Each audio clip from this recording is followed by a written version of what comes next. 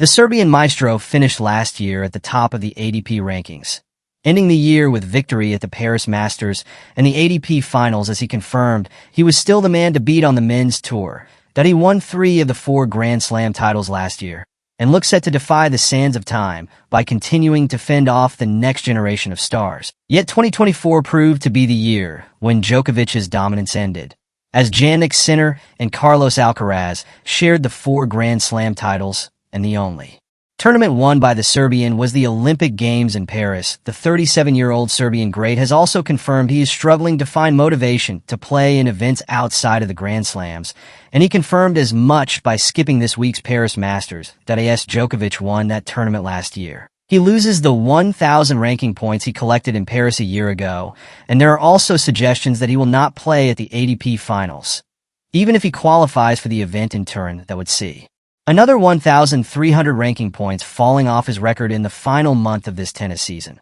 which could leave him down in 7th, 8th, or even 9th place in the end-of-year rankings. That could be significant for the opening Grand Slam of 2025, as it could mean he faces Sinner or Alcaraz as early as the quarterfinals in Melbourne. Djokovic was beaten by Sinner in the semifinals at this year's Australian Open, and if he was to go out early in Melbourne, his ranking could slide to outside the top 10, and that would mean he could face the biggest names in the game early in next year's Grand Slams. That may focus Djokovic's mind on whether he wishes to carry on in the sport. But celebrated coach Patrick Mouratoglou has told this website that the Serbian could still stun his rivals and win big titles next year, speaking exclusively to Tennis 365 ahead of the UTS Grand Final in London in December. Serena Williams' former coach suggested writing off the all-time greats is a dangerous game, but I think he had a very bad year. But it came after an incredible year. Mouratoglou told Tennis 365 that let's not forget that only last year he won 3 Grand Slams and played in the final of the other.